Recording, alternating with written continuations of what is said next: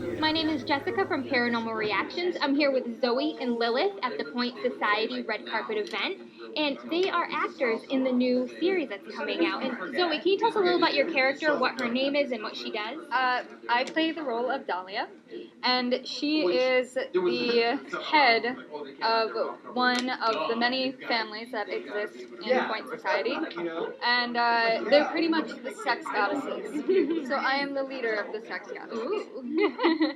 And Lilith? My character's Crow, and she's a little bit on the dark side, on the kinky side of things. Got a little bit of BDSM fetish aspects in there. She's in the beginning of the series, she's still starting to kind of be introduced as a character, so you don't see her much right away, but later on she becomes a deeper part of the story. But she's sort of like a henchman at the beginning, so but she's kind of twisted. So Now, how do your characters fit in together? Do you have a lot of interaction we together? haven't had any interaction yet. We're pretty separate at this point in the game. So, and our scenes were shot separately, Independently. Yeah, exactly. So we're different. They're pretty different scenes. It's a big cast. Yeah. It's a big cast. There's a lot going on. Yeah, there's a whole bunch of little story arcs, and each character has a full story that's going to be developed as time goes on. So then they start to intermingle a little bit more. So, how did you prepare for your characters? Well, mine didn't really take a whole lot of preparation. I kind of am the sort of one of the more interested in the darker things in life, so for me it wasn't really much of a stretch. A lot of the wardrobe, all of the wardrobe in the scenes was stuff out of my own personal collection. Oh, wow. So, yeah, so far it's been pretty nice. I like playing the dark characters, so it's been pretty easy as far as that is concerned. Yeah, I actually got a call from John, one of the directors, the night before my scene was shot, having no idea that any of this was going on. So he called me and said, "Hey, what are you doing tomorrow? I have this series that I'm working on, and I think that you'd be perfect for this part." I said, "Oh, okay, yeah, I guess that's fine." And so he, posed the character to me, and he said, "Bring some outfits, something really sexy." I was like, "Okay, fine." So we throw a bunch of dresses in a bag and drive up 4 hours and end up here, and that was my character preparation. So I didn't really have a lot of time to think about it, but it worked out. I think we'll find out tonight. Well, I watched the scene, and you did an amazing job with your character. So for basically being a cold read, you did an amazing job on that. It was very believable, and I actually really liked your character a lot. I liked my character too. I could tell she's very powerful, and she's definitely a leader. Yeah, definitely. Fun role for a lady. Can you tell us a little about your hair? Well, my hair is made from synthetic dread balls, which I have spent many hours perfecting over time. This part I was not able to do myself, so I had this commissioned. But I just kind of like it because it's a little different and something that I can do to really make my outfit stand out and definitely turn some heads when I walk into a room. You definitely did, because even as your shadow was walking, we saw it on the oh, really? on the windows. Here. We were like, oh, look at that. That's Nice. amazing. Nice. We knew that had to take a lot of time to do. Yeah, definitely. Well, luckily the work's already all done now, so I can just kind of, Now you can reap the enjoy it. benefits. Yes. Are we gonna see this in the series? This was not in the series. I had just regular long black hair. I think it was a little too kind of over the top for the scenes I was in at the moment because Crow sort of starts off a bit more in a submissive position because she's sort of at the mercy of the people who are in charge. So as time goes on, she becomes more of a dominant figure, but right now she's a little bit just kind of subdued. So hopefully it'll come out in the future, get a little bit more evil. Well, I'd like to thank both of you so much, and I absolutely cannot wait to see the series. Thank you so much. Likewise. Thank you.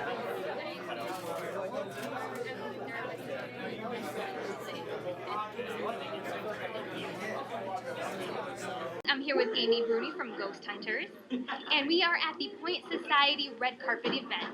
Now, thank you very much for interviewing with me today. Of course. And first and foremost, the number one question everybody wants to know is, what do you have lined up next? A lot of things. Adam and I both, we've been working on some projects on the side. Nothing we can discuss really yet, but I also started a company called Strange Escapes, which basically specializes in haunted weekends for people. It's just kind of a chance for people who are into spooky stuff to go on like mini vacations in haunted locations all over the country. So it's been a lot of fun, yeah. So what was one of the biggest reasons why you wanted to leave Ghost Hunters and kind of go on your own and do your own thing? The biggest reason was my daughter. She's 2, and it was getting harder and harder to leave her, and the schedule, while our schedule was actually much more minimal than it was when I first started, it still was very unpredictable. I didn't know when I was going, where I was going, and trying to arrange childcare was a nightmare. And so my husband and I were like, why am I still doing this? And so at the end of season 9, I talked to Adam and I told him, if we get signed for season 10, I doubt I'm going to go back. And he was like, you're not going back. I'm not going back. And so we decided to just kind of do our own things. He has a nonprofit theater company. I have Strange Escapes now, and my home life. And, we've been approached by quite a few TV productions, and we're not totally opposed to doing another show. It's just really about getting one that can work with our schedules and, not be away from home so much, and where we can kind of dictate, what's happening and everything. So we'll see what happens, whatever's next. So you have an event coming up soon, or maybe you just had it. I can't remember the exact date for the Black Swan Inn. Is that correct? Oh yeah, that's coming up June 6th. So I've never been, and I'm excited because there's another Black Swan Inn in Texas, and so I had it confused. Yeah, but yeah, no, it's gonna be fun. It's small. I know it's the investigation portion, or the overnights are sold out, but there's still some tickets, and I'm excited. I know the girl running it is just like super gung ho. Oh yeah. Yeah. We actually did an event there. A couple months ago, actually, Oh, really? and it's an awesome place. There's a lot of history there, so I think you're really going to have a lot of fun there. You're really going to enjoy it. And the rooms, you're supposed to have some activity too. Oh, great. I want to sleep. No, it'll be fun. So how did you get into paranormal investigating? I actually, when I was a child, I lived in a house that was haunted, and my dad was like super into it, and my family taught me, ghosts are nothing to be afraid of. They're just, they're people too. And so I was never afraid of ghosts ever. I was never taught to be afraid of them. So I grew up in that kind of an environment, and my dad and I would investigate when I was little. I read all these books on spiritualism, and it was crazy. And as when I was older, I joined a team and was on a few teams over the years, and then eventually wound up on Ghost Hunters because I knew Jane Grant and helped them with the radio show. So they kept asking me, and I was like, no, are you crazy? And one day I said yes, and then I never went home again. I know, right? Yeah. Well, I'd like to really thank you so much for talking to us today, and I'm really excited to see I know they have a presentation for Point Society, so I'm hoping they're going to show us some sneak peeks. I know. None of us know what it is. It's this very vague, mysterious thing. So, but we're here, and I'm excited to check it out. Well, thank you so much. Yes, of course. Thank you.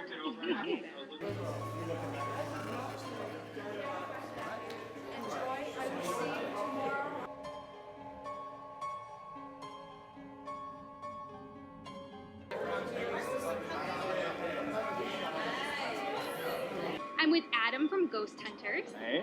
And thank you very much for meeting with us Oh, tonight. you're welcome. Yeah. So, first questions first. What do you have new on the horizon? First answers first. So there's a lot of different things that we're doing that Amy and I are doing together, which I really can't talk about. But if you look at our Instagram and look at our Facebook, you can sort of piece some things happening, some things going on. But I can't really say, but it's very, very exciting. It still involves the paranormal. We're constantly doing events and doing investigations, and it really hasn't stopped for us. Can you tell us a little about your theater company you have? I can. I started a nonprofit theater company 2 years ago called Peregrine Theater Ensemble. It's based in Provincetown, Massachusetts. We're in our third year. Last year we did Rent and Hamlet, and this year we're doing Carrie the Musical, which is really, really awesome, and we're doing 2 Tennessee Williams one-act plays, and we're doing Shakespeare's Tempest, and we're doing drama camps for kids. So we're really, this portion of this nonprofit is really expanding, and it's always going to be there. Because I've been doing theater since I was very, very small and tiny, and it's kind of, I'm a jack of all trades. I do 1,000 things, and so for this to be, to have some time to really cultivate this nonprofit and to make it into something bigger than it was is really great.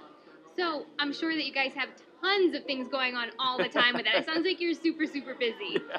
So where are you going to find time to do paranormal? Oh, we do though. That's the thing. That's part of the schedule. We fit in the paranormal along with everything else in life. It's just having a schedule. We have control of our schedule now. We're able to decide what we're going to do and when we're going to do it. So we have classes on the paranormal. We do events. We meet with local teams and do investigations like that. So I mean, we do all of that. We do. I do my theater company. I do real estate. I mean, like there's there's 1,000 things. I'm working in real estate. So there's 1,000 different things that we're actually, capable of doing if you plan accordingly. Yeah. Otherwise, you kind of freak out. You don't know what you're doing. So how does the paranormal fit in with real estate? Do people come to you and ask you about the paranormal while you're in? You know, I would love for them too. If you're looking for a haunted house, maybe come check with me first. I mean, you do. There are some states, like in Massachusetts, if you ask if there's a haunted property, I have to tell you that there is one. But I would love for someone to come and say specifically, I'm looking for a haunted property, and then I can, really, I think Amy and I would really be the people to tell you if it's haunted or not. Absolutely. So then you can, take what we tell you and say, well, based on our opinion, we think it's haunted, and you can decide whether or not you want to buy it. This is anything with paranormal. Yeah, it's going to be fine. We apparently, our opinion is we think it's haunted. If you want to buy it, sure, go ahead and do it. All right. Well, thank you so much. You're welcome. And I really appreciate it. I feel like this person was going to say something, but I know. they didn't. They're not really talking much. No. It's kind of spooky. That's okay. You're brave standing next to it. That's okay. We do paranormal. It's fine. Exactly. Thank you very, You're very welcome. much. You're welcome.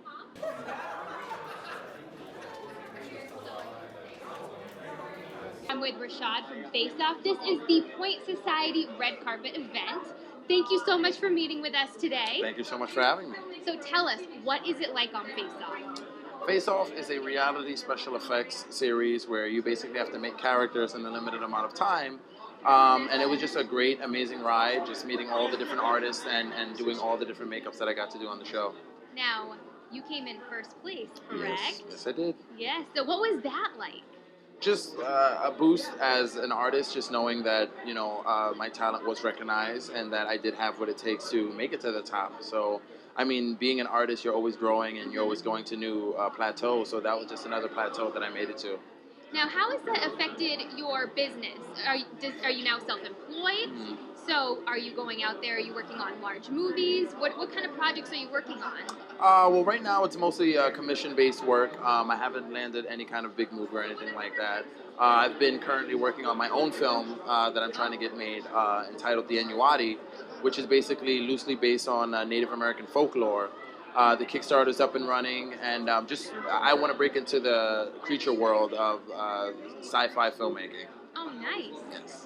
All right, well, thank you so much for meeting with us today. Thank you for having me. We really appreciate it.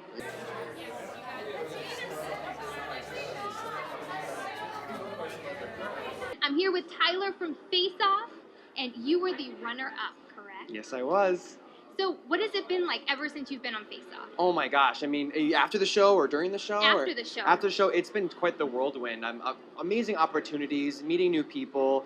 I've learned so much too, and it helped me grow as an artist as well. The opportunities are just flowing in.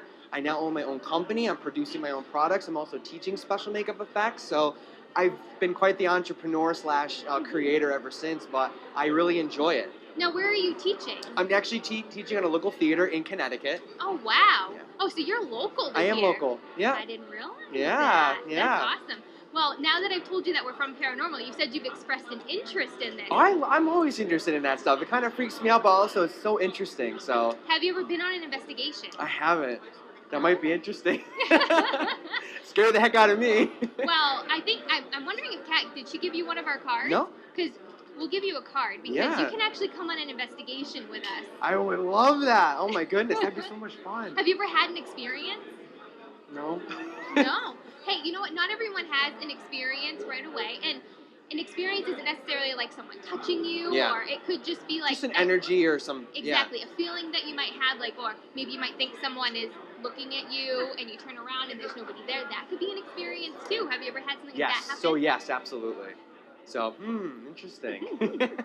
So tell me about your company. What kind of films are you working on? Well, it's actually not a filming company. My company is called Creative Genius LLC, and we produce consumer products, gadgets, and accessories.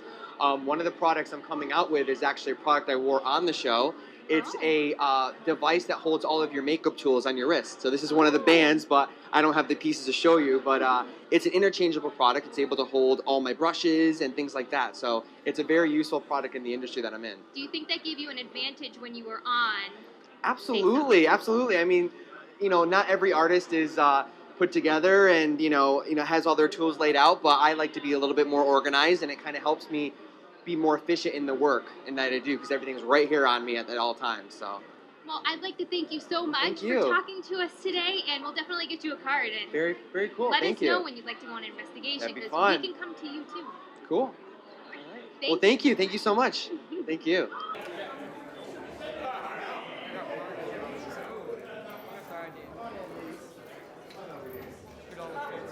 I'm here with John, one of the directors for Point Society, here at the Point Society red carpet premiere. See, that was a paranormal reaction. It was a paranormal reaction. I was looking for a reaction, and I went boo, which was paranormal. Yes, you did. There we go. Have you ever done anything paranormal before? Like an investigation or had an experience? No, I'm just pretty much normal, not paranormal in the least. No, I have made a horror film before, so that was a bit of fun, and it was called Creeping Crawling, and it was all about people's psychological relationship with insects. Ooh. Yes, and there was one character who actually had a sexual relationship with insects. So I guess that's a little more abnormal than paranormal. Well, is there like some sort of scientific name for someone who is sexually interested in insects? Yes, there actually is. I'm trying to think of the name of it. Just Google it, folks. Okay, it's a real thing. I've never heard of that, but it doesn't surprise me. They like the way they crawl, their feels when they crawl on you and stuff. It's kind of ticklish. It's kind of I can see that. Yeah. I mean, that can't be any worse than human centipede, right? Well, yeah. I wasn't saying they became insects, but still fetish. Yeah, still fetish, absolutely. which works very well with Point Society, because there definitely is some fetish, involved in this world that Beth has created. So you came all the way from New York just to do this, correct? Yes, I did. Absolutely. And why did you come all the way from New York? What drew you to this particular script? I had this opportunity to work with Jack and Alex, where we had been talking for a long time, and he said, look, there's this, really odd project where we're not sure if it's a web series, is it a TV series, is it a film? We don't know exactly what it is, and we want to bring you into it.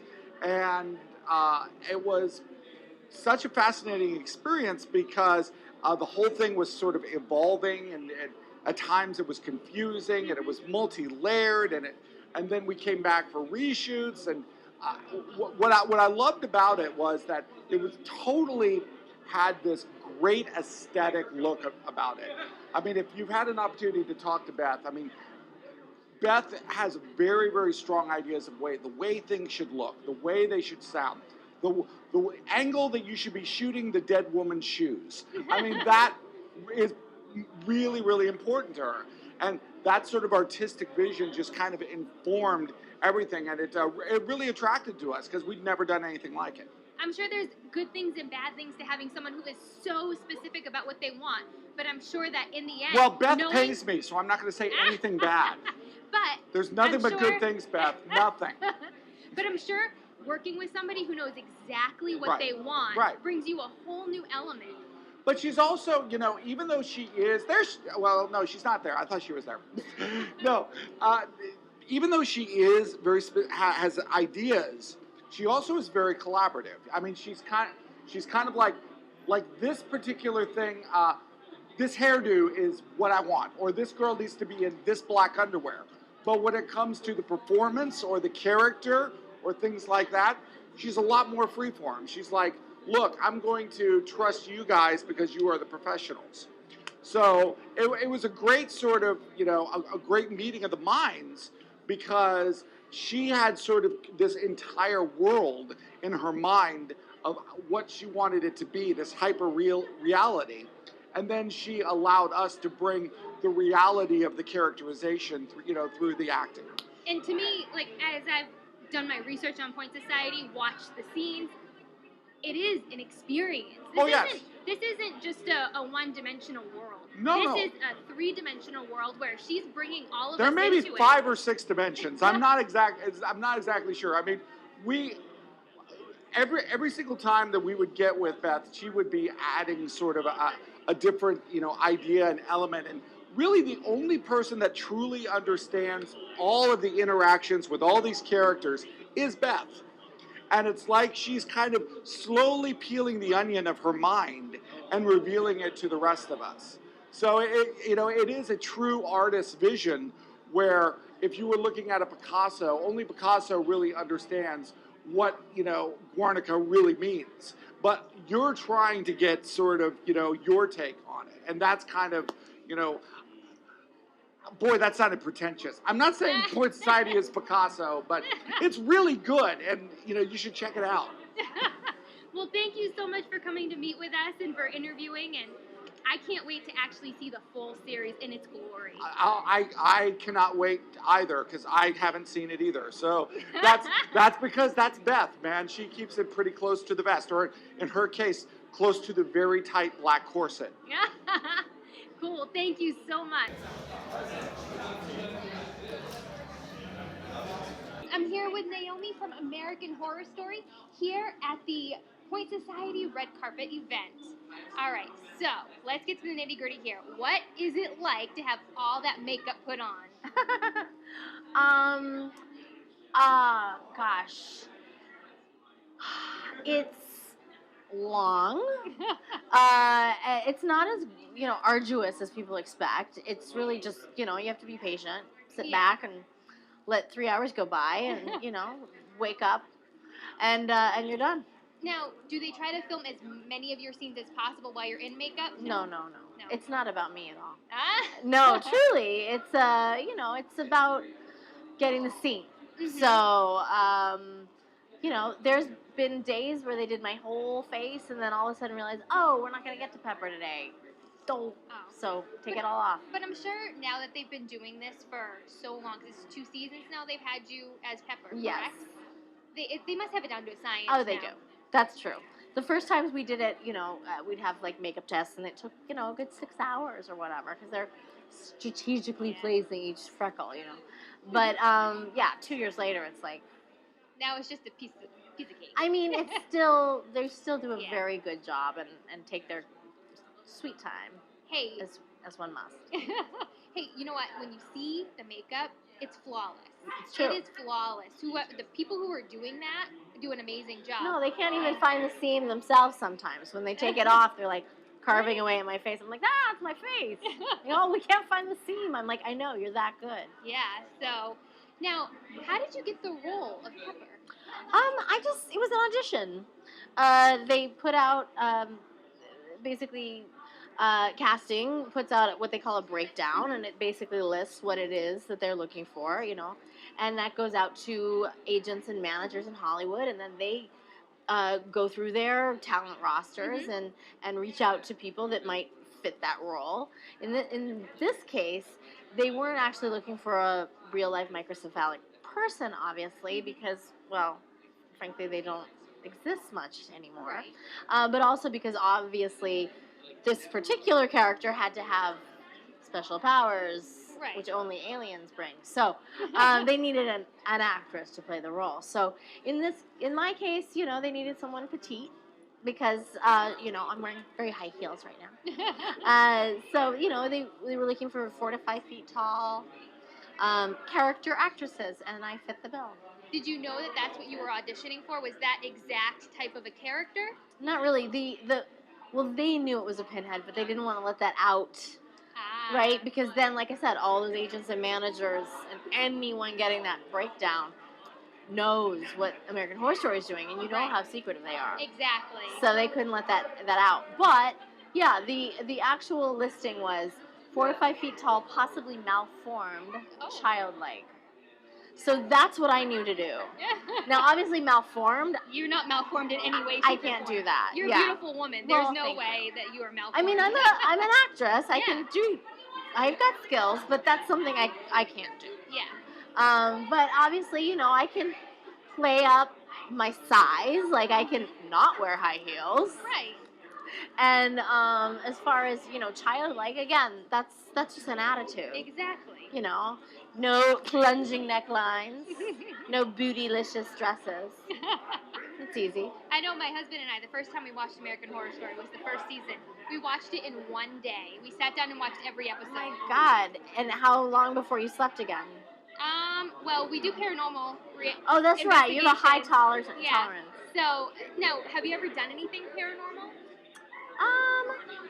Not really. I worked on a show called Destination Truth, which it's for sci-fi. Yeah. It's not so much paranormal as it is just sort of odd creatures. Yeah. In this case, a lot of them are, mythological or, they're not necessarily ghosts. Right. They're actual animals. Right. Or maybe even not real animals at all, just like sort of fictitious ones that the culture has. Right. They're just looking to find if there's evidence type of video. Right. So looking to debunk or prove it. Exactly. So, but yeah, we do. So we go on investigations, and American Horror Story, because it is paranormal, is definitely very fitting to us. So that's why I fell in love with this series. I bet. Yeah, especially, what was your favorite season? I liked the second one the best so far. Oh, interesting. Yeah. I mean, I'm biased, but I love that one as well. Although I would think season 1 might be up your alley. I loved it is season sort 1. of, ghosts. And I did love season 1, but definitely season 2 caught me. I don't know what it was about it, but I think it's because it was creepier. Yes, There was more of a creep factor to it than the first season, which was more like something weird's going on, but not as creepy as the second season. Yeah. If you know what I mean. It's kind of hard to put a word. I can't quite think of what it is. I actually produced, because prior to my success with American Horror Story, I used to write and produce a lot of my own work, just because I wasn't having instant commercial success in Hollywood, so I needed to sort of create my own opportunities. And I actually created a YouTube video that I've got to recommend to you. It's very silly, and it's with my very meager, Spanish teacher budget at the time. So don't expect any fancy, car chases or anything. But it was called Para-Drunken Activity. And I saw that on your IMDb. It's just, I don't know why that's on my IMDb, but that's a whole other story. You remember Paranormal Activity? Yes. The movie. Well, this is a parody spoof of that. And it's basically based on real events, like Paranormal Activity. Pretty much, basically I had a crazy birthday where I, woke up and all kinds of crazy things had happened. And of course they weren't crazy at all. I just gotten really drunk and done all sorts of idiotic things in the night. But anyway, I thought it was right around the time of Paranormal Activity, and I thought, well, how perfect. Like if a couple would put a camcorder in the corner and document. Right. That was the idea. Anyway, I think you'd like it. So it's on YouTube? Yeah. I definitely need to go check that out. Yeah, that sounds pretty awesome. It's ridiculous. Well, thank you so much for talking Of to us course. today. I really appreciate it. Super fun. All right. Good luck finding your paranormal. Thank you.